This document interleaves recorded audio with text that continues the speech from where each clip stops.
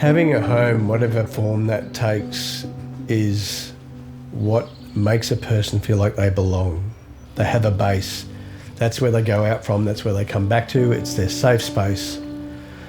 When that's taken from someone, then it turns their world upside down.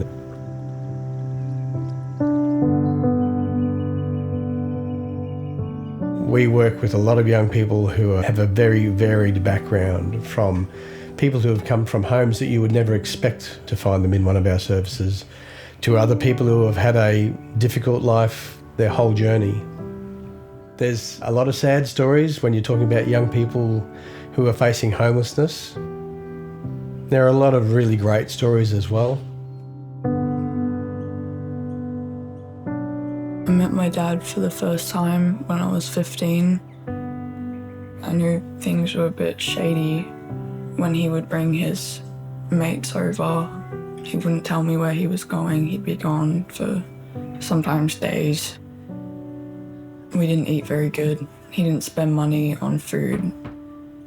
I was very weak physically, and mentally I was not doing well.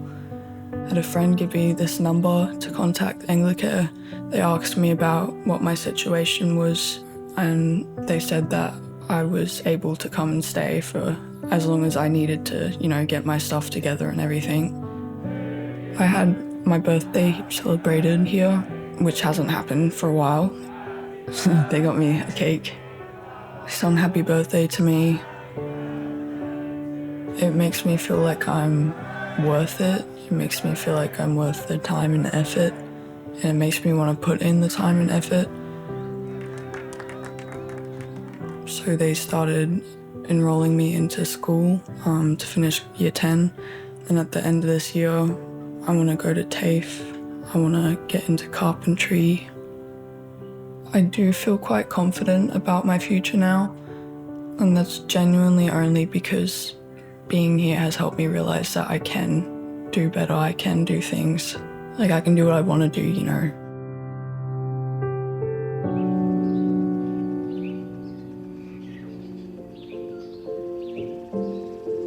Well, I was homeless for 3 years, living in a tent. My parents split up when I was really young, so I was living with my dad, and he has a lot of problems from the Navy. Kind of wasn't safe living at his, so went off and did my own thing. It was literally day to day, hour to hour. I couldn't plan or think of anything for the future. I just had to worry about kind of surviving in the moment. It took a lot out of your day just to do those little things, like go find somewhere where you can have a shower or brush your teeth. I got connected with Anglicare and they got me a place in Mount Fat. I went looking for a job and found a job. I started working pretty much as soon as I got here. I like my job. I like working with the land and mowing the grass and making it look good. I get pleasure out of that. It certainly gives me an optimistic outlook for the future. It was a rough time living in a tent. Nobody does want to be there, and they're all somewhere or another forced into that situation. But if they could find a place or could find a job, they would. But it's not just the fact of really having an address to get a job or money, etc. It's also the fact of basic necessities people need to go off and live their life. Starts with having a safe place and a home for you to go back to every day. We see young people come in and they are in a state where they don't feel safe, they don't feel like they've got that place to base themselves from. And then we see that journey over the next few months and sometimes for a couple of years, where that young person can get some goals for themselves that they set. It's important that they choose what they want to do with their life. It's their life after all. And we're just there to help them along the way.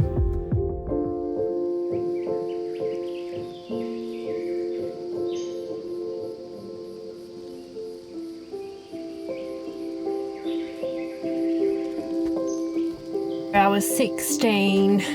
I had a family breakdown with my father. I did sleep in a park one night because I was too afraid to go home. I was awaiting my mother to come out of prison. She eventually came out of prison and stayed with her for a while, and then she ended up being incarcerated again. I definitely didn't choose to have that situation happen to me. It just did, and I guess you just have to deal with it. I went to Nathaniel House, then I got moved on to the longer term accommodation. There I finished my Year 12 schooling. That allowed me to go on for further study, and now I'm a registered nurse. I wouldn't be where I am now without that guidance and support that I had received, and I wouldn't change it. I'm an example that this program really works, and that's why I think this is really important.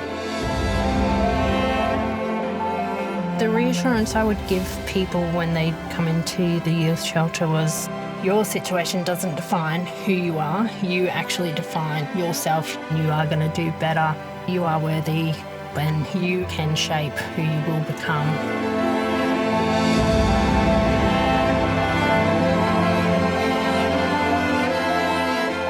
Just a little support can go a long way. If you want to help change and have the power to change, then what's a better cause than our future and the next generation?